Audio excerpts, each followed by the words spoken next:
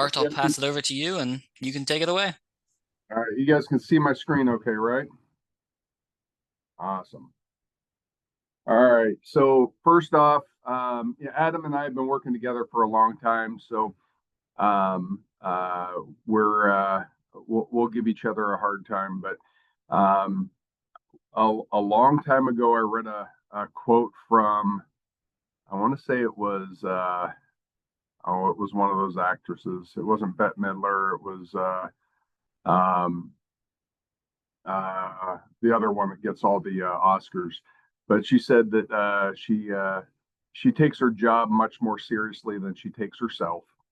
Adam's that kind of guy. I think I am too. So we try to have a lot of fun with this, but the job is pretty serious. We just have fun getting there. Um, so this is about our CSF Cohort product that OME RESA is selling. Real quick, I'll talk a little bit about us and what we do. Brendan says I go too long on this slide, so I'm going to try. Actually, Brendan, why don't you tell us a little bit about Filament? Hi, everybody. I'm Brendan. So Filament Information Security is just one of many nonprofit divisions under the Foundation for Educational Services in Lincoln, Nebraska, which is obviously seems like in the middle of nowhere. But FES does a lot of K through 12 and higher ed programming. And as part of that higher ed programming, since the early 2000s, we started to become a little under scrutiny with the need to become FSMA compliant on our networks to be able to work with student loan data, become NIST 153 compliant.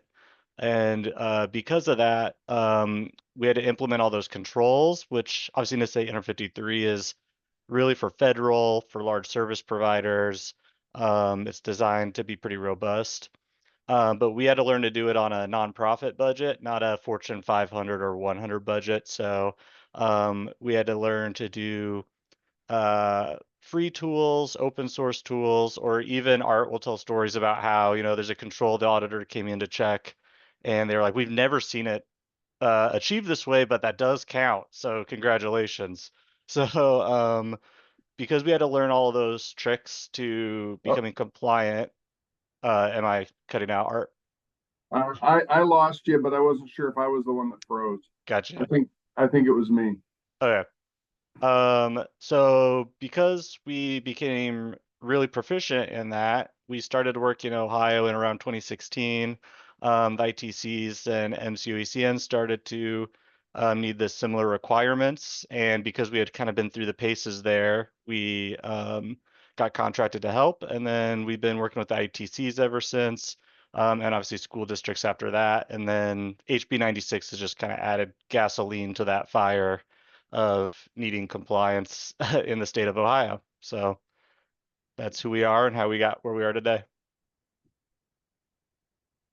All right, a little bit about my team. Aside from Brendan, Brendan is our solutions manager, and we're trying to get him a better title that actually has security in it because he went out and got himself a security certification so he could do his job better, even though he's not officially on my team. We've kind of stolen him. He does our kickoff calls for cohorts and assessments.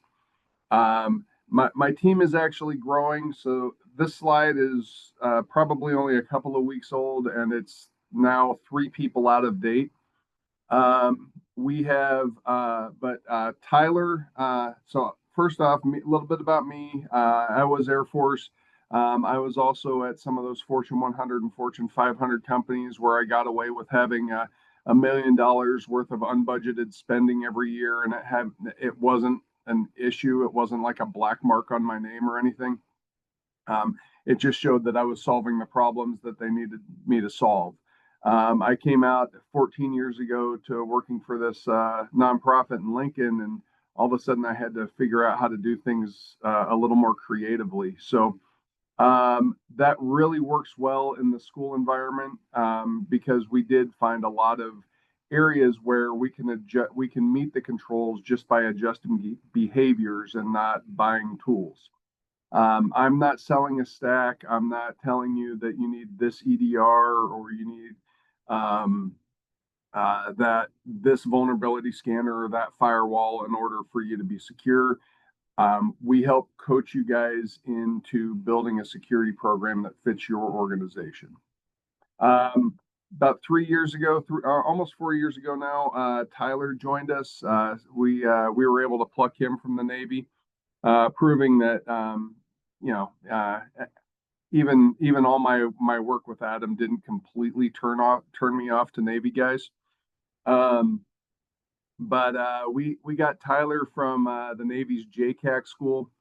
JCAC is where they train for the Department of War now. That's still hard for me to say. But for the Department of War, they train all of the penetration testers, the white hat hackers, and the cyber threat hunters are all graduates of JCAC. Carrie, we stole her from, she's our resident crayon eater. We stole her from the Marines. She was an information security manager for 28 Marine battalions. She's kind of the heavy on our group. So if we have one of the school districts that's really having a hard time working with their users and getting them in line, we send Carrie in and she takes care of it. Lisa and I have been working together off and on and friends for over 30 years. She was the very first auditor that came in to look at the first firewall that I put in at a large credit card processing company, and she came in and looked at it and was able to tell me that I was doing things wrong. So, but I worked with her both as an auditee and as a co-auditor. I joined her on the audit team a few years later, and she last summer she decided she wanted to come work with us and help out school districts in Ohio. We've also got a couple more that have recently joined us, and you may see them. We might get some pictures of them on this slide, depending on how quickly Brendan's able to pull it together. But we have a Nebraska school board member. We have a National Guardsman he's got his degree in cyber and a lot of experience in SIGINT. And then we picked up a school teacher from Arizona that's also been working at MSPs and doing assessments out there. So we have a really broad crew with a lot of education experience that's able to help you guys out. You guys are all familiar with HB 96 by now. I don't need to tell you all of the stuff you guys need to have in place or what it says and read the legalese to you.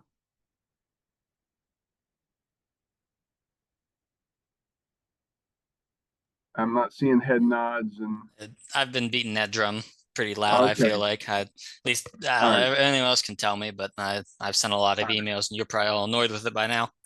So the main things, really the main thing is we have to have a security program that's based on a security framework, and we have to have an incident response plan that includes reporting to the Auditor of State and the OCIC. And then lastly, if we do get hit with ransomware, we have to get legislative approval in order if we're going to transfer any funds to the bad guys, which I've never recommended because that just gives them more resources to use to target more people. It's easier to have a good backup policy than it is to pay them money. Security frameworks are a complete set of controls that we're going to aspire to. The two control frameworks that we talk to under HB 96 are the CIS critical controls and the NIST cybersecurity framework. Specifically in Ohio, and in general, I prefer the cybersecurity framework to the CIS critical controls. The CIS critical controls are a set of operations controls, and they completely miss the governance. So it's all about the how, or the what you have to have done.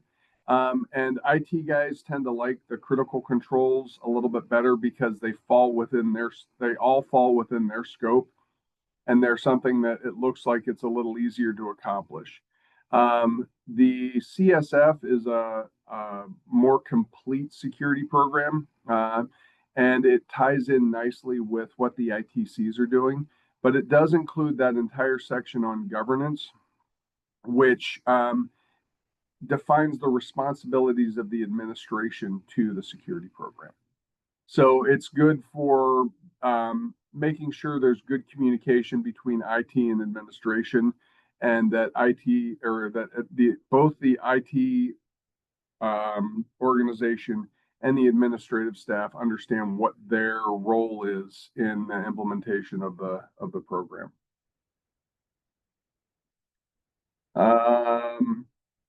I know Adam and Aiden are doing a lot of your IT work. I actually audit them once a year myself to make sure they're doing things right. But even though they do host a lot of applications for you guys, and are doing a lot of your IT services, there are a lot of pieces that are still the responsibility of the organization. Just as an example, we use AWS to host some of our NIST 853 compliant programs. We have this giant responsibility matrix of all 1,700 controls in NIST 853, and it's a mine, yours, ours matrix with AWS that makes sure that we have a very clear understanding which pieces AWS is doing, like all of the physical and environmental. They have the backup power, they have the HVAC. I don't have to worry about that. They take care of hardware issues, but I still have to update the operating system. I still have to make sure that the users on that system are authorized. I still have the responsibility to do change management and review the code that we're putting out there and make sure it doesn't make our systems vulnerable. Talked a little bit about the two of these frameworks already, so I like to mix things up a little bit, and I don't, that way Brendan never knows exactly how to build the slide deck. It keeps him on his toes. He has predicted it once, like exactly, and it annoyed me, so I have to get a little bit more random now. Throughout all of this, if you guys have any questions at all, please ask. I usually do start with, I prefer a conversation to a lecture. So if you have questions as I'm going through this, shout them out.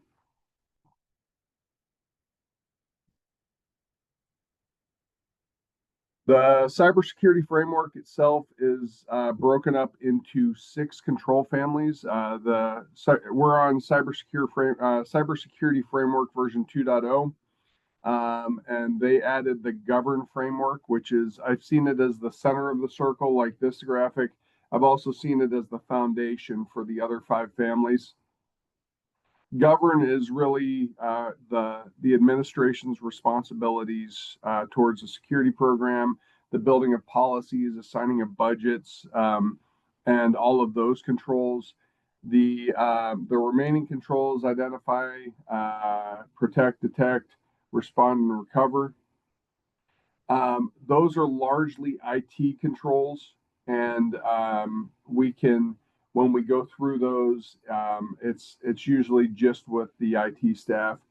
When we do govern, we try to have the superintendents, principals, somebody from treasurers, people from the administration involved in that portion of the control review. Center for the CIS critical controls, there's 18 controls currently. They're a lot broader than the individual controls underneath the CSF families. Under CSF, it's a total of 107 controls. Underneath CIS, we have There's 18 controls, but there are anywhere between 1 and 6 subcontrols under each of the families, and it all depends on which implementation group you're going after.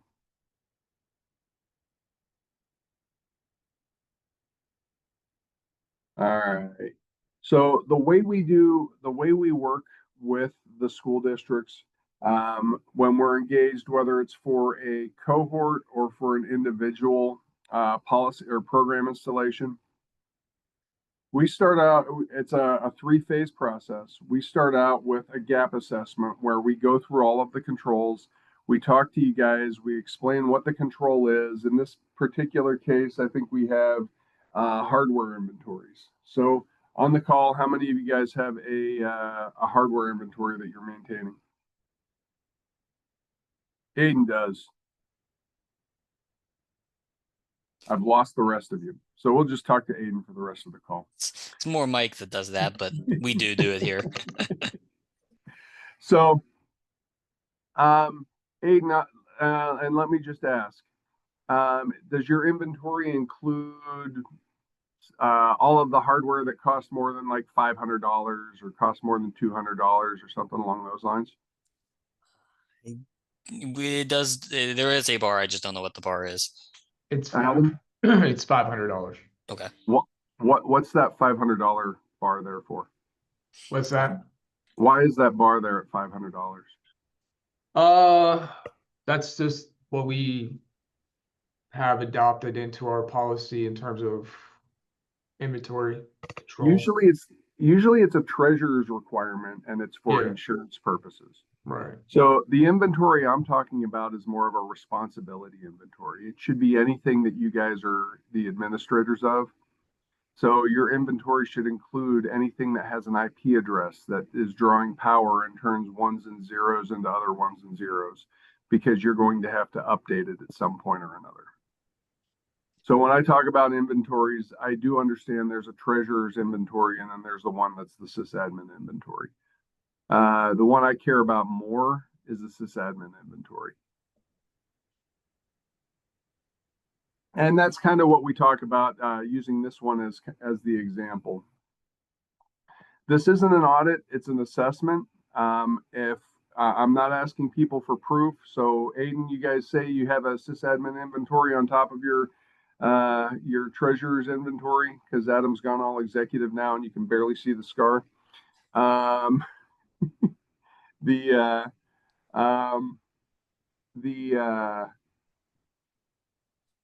not asking you guys to provide us a copy. We're not going to check it.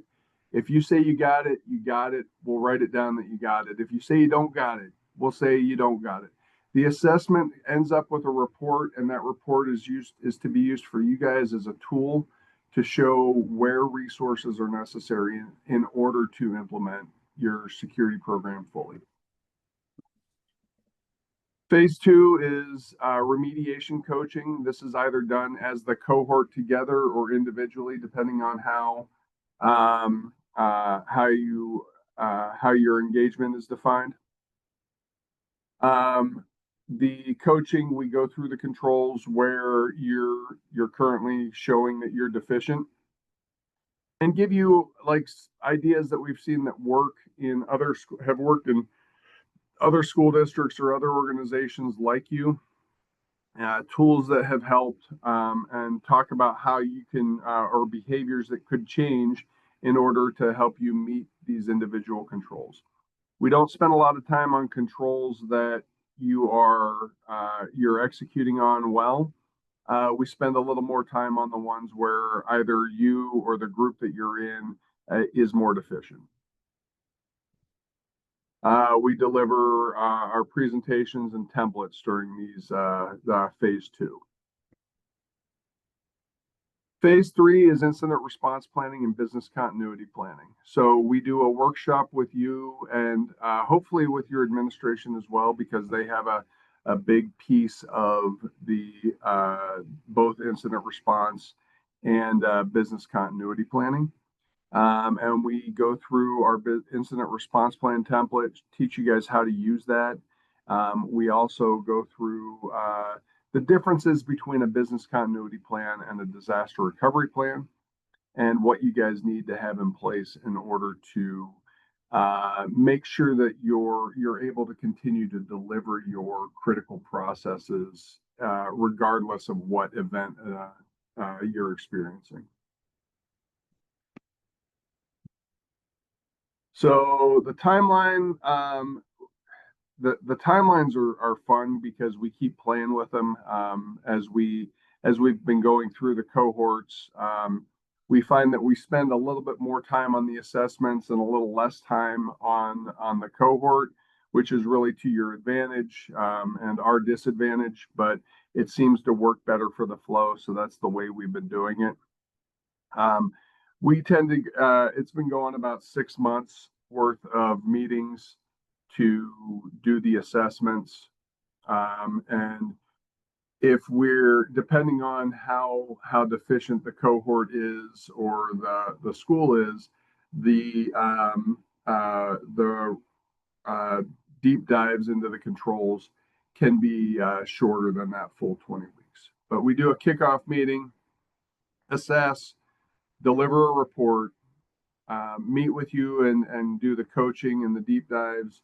And at the project close is when we do a larger meeting or 2 meetings for the incident response plan and the business continuity planning. So this is the individual framework. This is the cohort. The cohort does make it a little more cost effective because the dark blue pieces on this slide do occur as a group. We're a not-for-profit, so I'm not making anything on this, but I do have to cover my costs. So the fewer hours we have to spend, the lower the overall cost of the contract is. So doing a cohort, which has been very popular with the ITCs, does help you guys share the costs for that portion of the control and make it a little more affordable. After the first year, the whole idea behind the program is we want to coach you guys into being able to maintain your own security program. Maintenance of a security program does take some time and effort, and if you get, like, the idea is we're going to teach you guys how to do it. If you need additional help to do it, we do have virtual CISOs or fractional analysts, members of my team that can work on an hourly basis to help you maintain your security program. If you want it, great. If you don't want it, great. Right? It's one of those things. I'm not going to do the "would you like fries" with that during the process. We'll help you if you ask for it. If you don't ask for it, I'm not going to send you marketing materials and continually hound you. The ITCs really don't like it when vendors do that, and I kind of like my relationship with the ITCs. Adam lives a couple of miles away from one of my brothers, so I don't want him to like take him hostage or doing anything like that. You know, I'll do it. I know, right? Navy guys. We also use a tool called Aptega when we're to keep all of the organization straight when we're doing the assessments. We'll pull in when we're asking you the questions about how you are meeting a control. We'll write the narrative for you, or the answer that you give us in the notes in our in Aptega. It's a governance, risk, and compliance tool. If you want to continue to use Aptega to document your security program and maintain your evidence and all that, we do offer subscriptions to Aptega. If you don't want all that information, we'll download everything we have from it, archive it, and send you your information so that you can import that into the tool of your choice.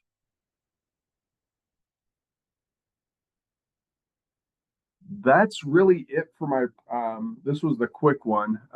If you have, do you guys have any questions for me about the overall process or what you could expect?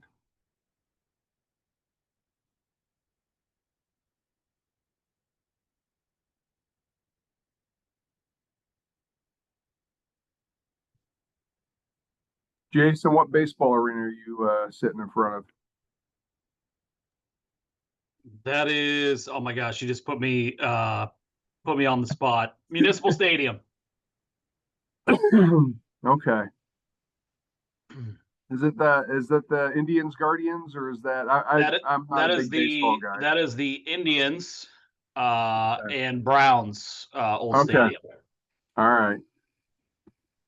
I have a question. Will we get a link to the recording of today's meeting? That's an Aiden question, but I believe he'll send that out to you guys. Yes, we'll have it up. And the reason is kind of embarrassing, but for some reason, my hearing aids did not charge last night, and they died like right at the beginning of the meeting. This is why I haven't said a whole lot, because I can barely hear myself, and I don't know if I'm screaming at you or what. But You're modulating your volume very well. So. Yeah. All right. Well, thank you. Yeah, we'll have it up for everyone. So. Yeah, absolutely. And I'll send a slide deck over to you as well, Aiden. You can include the full deck with the recording. Perfect. Thank you. Well, thank you, sir.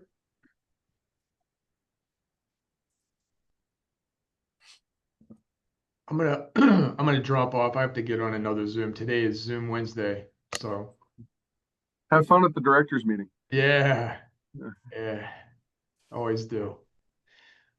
All right, thanks, Art. Thank you, Adam. It was good to see you, man. You too, man.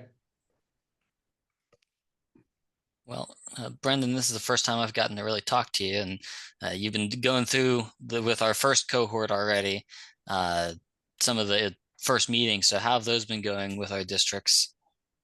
Good. Probably something good to talk about.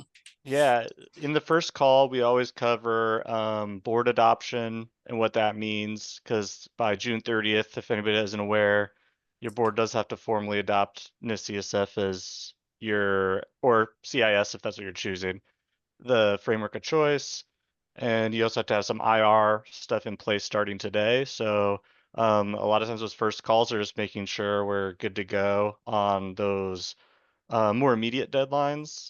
But I like to clarify with a lot of the schools, adoption means you're adopting a continual process that's going to kind of last for a long time. We've been working on this 853 for 15 plus years. So adopt doesn't mean we have to pay for every license possible by June 30th to have a yes on every single control. So that's kind of been the big takeaway from a lot of schools on that first meeting, is the understanding that this is a process and not a destination. Yep. But speaking of, I have a school waiting for me to do one of those, so I'm gonna also dip out. So thanks, everybody. Now you're in trouble. You're stuck with just me. Thanks, Brendan. Any other questions or things I could answer?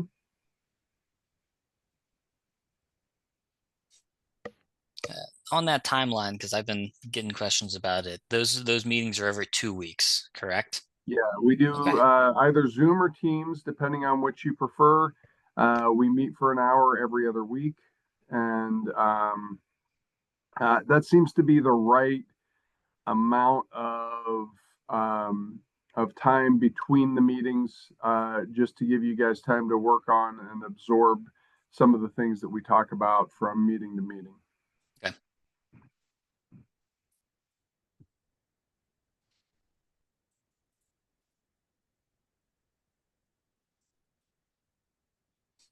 Well, I had a question. Shoot. Yeah, I had stepped out just for a minute. Did you guys discuss anything on when our the second batch of people, when we started? We are looking for let's say that Monday after Thanksgiving, we're going to send the order in. So you and the 4 others are we have right now. So if anyone else joins on, then they'll get put in with you. Until then, it'll just be you 5 or 6 or however many. Right now, we're scheduled out through February. We didn't want to start anything in December just because it's kind of rough to get things started and stopped around the holidays. Yeah. So if as soon as that order gets in, we'll get you guys into the queue. It'll late February, early March would be where it would be right now. Okay. Is there anything basically other than what we already are doing? Is there anything we need to have in place before that? You don't have to have it in place beforehand, but Brendan will reach out as soon as the order's placed. He'll schedule a kickoff call and give you the incident response plan template, and the sample board proposal, and the list of the controls, like the control questionnaire, so you can kind of familiarize yourself with it. And he'll talk to you about that whole process. Good. Thank you. You're welcome.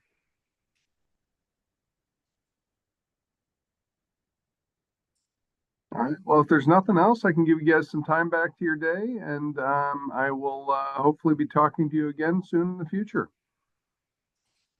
Thanks for your time. Appreciate it. Thank you guys very much. Thank you.